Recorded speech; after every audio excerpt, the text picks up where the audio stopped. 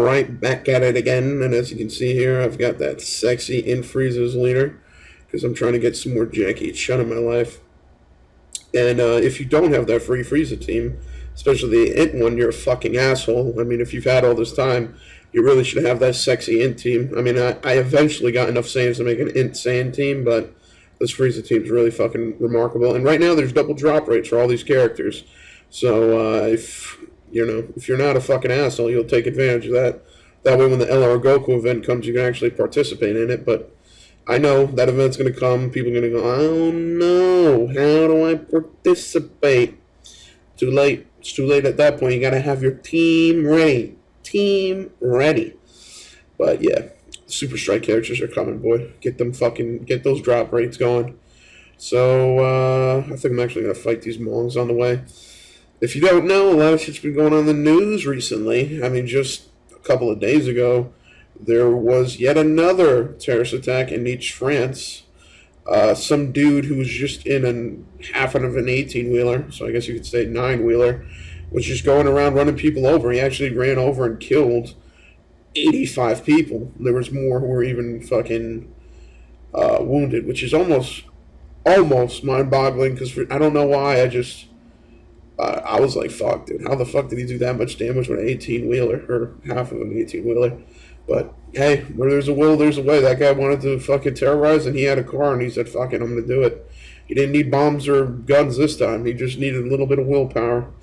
But, yeah, pretty sad. It actually happened. I guess what was instrumental for it is that there was a gathering, and that's when he decided to strike. There was a gathering for Bastille Day, which I'm assuming, if I remember correctly, is to signify the day when the French Revolution pretty much started. It's when the bourgeoisie had their lower classmen basically uprise against the aristocracy. They took over the Bastille, which is basically the prison. They let out key people. Basically signified the beginning of the French Revolution, which, by the way, is a very interesting revolution. It happened after the American Revolution, but even so, it was almost more revolutionary in the sense that there was universal suffrage. There was a very big backlash against religion, which is not very uncommon back then, well, actually, it was very uncommon. It didn't become common until the French Revolution, basically, chipped away and made that first little inkling of what would allude later on to the period of Enlightenment. But yeah, very interesting revolution, very interesting, historical day. And that fucking asshole had to ruin it by running through fucking people with his goddamn tractor trailer. So rest in peace to those guys. And I mean, what are you gonna do? There's always gonna be assholes who are trying to fuck your shit up. But another thing that happened, which caught my attention a little bit more, just because it was actually reported on more and kind of, I don't know, interested me from a kind of political perspective, is the coup d'etat in Turkey.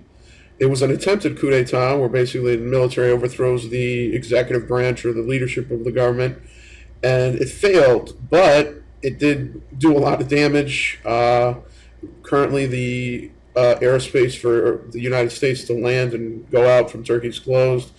The death toll is actually 161, which is a lot because, that I think at the end the military saw that the coup was not going to work. Not enough people wanted it.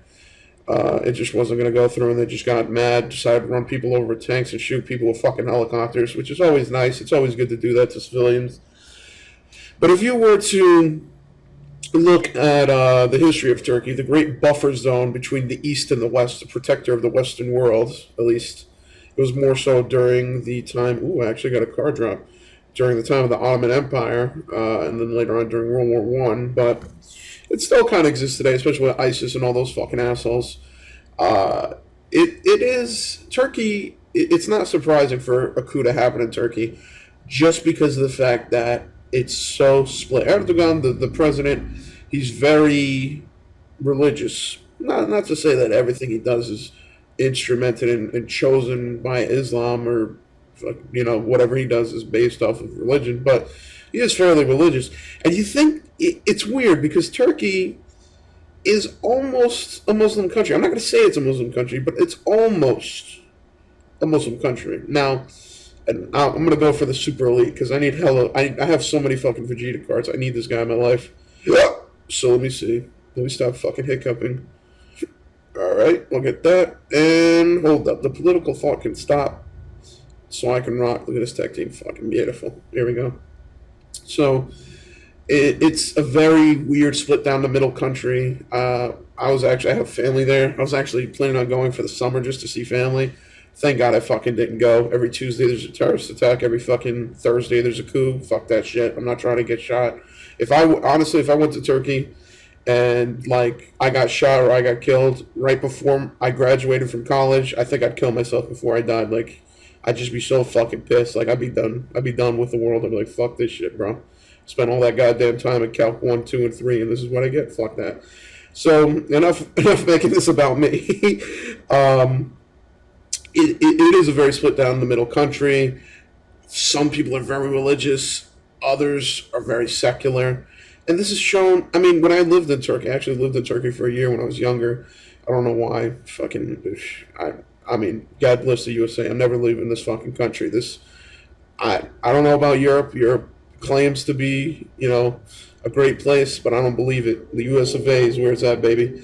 Every day, here's an example. Every day there was a call to prayer. Every time there was time for Muslims to pray, they would call the call to prayer, right? But at the same time, they did not allow Muslim women to wear headscarves in universities. So this is a country that allows every single day. It's like, all right, this is for the Muslims. We got to have 5 times a day a call to prayer to show our solidarity. But we're not going to let women with headscarves into universities. It's fucking weird, okay? It makes zero fucking sense until you look at the historical progression of Turkey. Turkey is a great example of a country that does not want to give up its ties. It does not want to give up what it used to be, but it kind of already has. It's happened. They just don't want to admit it. During World War One, Turkey changed a lot. Now, before World War One, the areas of Turkey and even around it was conquered and controlled by the Ottoman Empire, which in itself can be a positive or a negative because some countries saw the Ottomans as overbearing. They were taking success away from the Arab countries, the sovereignty of their nations. And then people who believed that the Ottoman Empire were benevolent leaders, they were people who controlled the land and brought order, should stay in power. Now, if you know anything about history, about Lawrence of Arabia during World War One, he basically instrumented the Arabs rising up against the Turks and basically breaking away from them. And what makes Turkey very interesting, at least to me, is that even after taking this fucking big L, they were able to hold on to their sovereignty because this was, if you remember this is actually during a time of colonialism. Colonialism still existed during World War One, and after World War One, fucking Europe had a heyday. It's like, this is our new territory, that's our new territory, everything's our territory. And Turkey had to fight for its independence. It was no longer the Ottoman Empire. By 1919, they had lost everything, and all they really had was Turkey. And a figure rose up, and he was instrumental in the success of the independence war of Turkey. And if you know anything about Turkey, you should know this name: Ataturk, Mahmoud Kemal Ataturk. This guy, people still dick ride this guy to this day. They still dick ride him because he's basically the Nelson Mandela, the Patrice Lumumba of Turkey. He's the independence leader. He's the guy. So he's the guy who fucked up my phone. My phone doesn't even know what to do right now. He's like, we nuked Vegeta so much. What do I do? What you should do is fucking run. Goddamn, bro. I got 18 processors in this bitch. Thank you. So what basically happened is that Mahmoud Kemal, he wins the independence war. There ain't no way in hell this guy ain't becoming president. It's basically when George Washington became president. And he was very secular. He believed that in order for Turkey to become successful, in order for it to become more of a power in the world, it had to be secular. Before this, Turkey, most of its language was Arabic, a lot of Arabic. Institutions were very Islamic. It was the Ottoman Empire. They had Sharia law. No more. Ataturk got rid of this, put in a system of government that was secular, made the nation a lot more secular, the culture a lot more secular, and people went with it because, dude, it's Ataturk. What are you gonna question fucking Ataturk, you asshole? And eventually, what this did is basically mixing oil and water. It basically made people who really liked religion feel like they were shafted by Ataturk to a degree, but it made the country a split personality. It's not America. America is a completely secular nation where church and state does not exist. We have the lemon test for a reason. Turkey, on the other hand, they have the call to prayer every day, and then they also ban people from wearing the headdress. They ban certain religious practices. It doesn't know what the fuck it wants to be. It wants to be Europe so fucking bad. It wants to be part of the Middle East so fucking bad. It wants to be this. It wants to be that. It wants to be everything and nothing at the same time. That's why, thank God, I fucking live in the USA. Living in America now is like living in Rome during the Republic. God bless America. You could dick ride all you want and be like, what America, fucking, the goddamn weapons, It's like, no, shut the fuck up. I don't care. America, number one. 10 out of 10, wouldn't go there again. I mean, really, when you look at our system of government, the republic of which we have, it's just, thank God, dude. Thank God, because Turkey's a great example. They don't know what the fuck they're doing. They don't have any type of fundamental constitution laid out. They don't have amendments in which they actually pay attention to. They don't have an admirable Supreme Court. They don't have a military which is controlled by the executive branch. It's. I'm not trying to be ethnocentric and say, well, of course the USA is better. Western countries are all better than all these different countries. It's a fact, but it's not because I'm ethnocentric. It's a fact. Fucking, if you put what American government should be, because there's always cases of corruption. During the 50s, 60s, and early 70s, the family jewels cases with the CIA, where basically the executive branch of the government was going behind everyone's back and doing these secret operations, so on and so forth. And, even cases where the Supreme Court fucked up and let their emotions take over their, rationale, such as, cases like Dred Scott and Plessy versus Ferguson. But in theory, in essence, what the United States government should be, it's fucking perfection. And if you don't agree with me, then you're an ass. I'm just playing. But, yeah, God bless the USA. Yeah, 10 out of 10. Fucking, it's, God bless America. And this is winding down. I gave you a very brief history of Turkey and so many other countries that just division. At least, I mean, if we're gonna go with positives, at least Ataturk was an actual Turk. I mean, this story has happened so many times in Africa where the leader does things that divides people. Even the Shah of Iran, who was put there by the basically American or Western ideas. I mean, it's just. After World War I, a lot of Middle Eastern countries, a lot of African countries got fucked. Even South America, a little bit. Got a little bit of that dicking, but the Middle East and Africa got that good dick. So, yeah, I hate to be the fucking, the super liberal fucking asshole who says that the West is to blame for these things.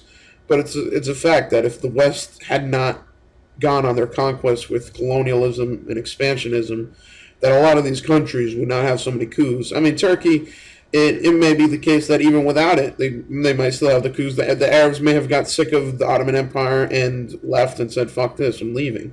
And basically would spark an uprising that way.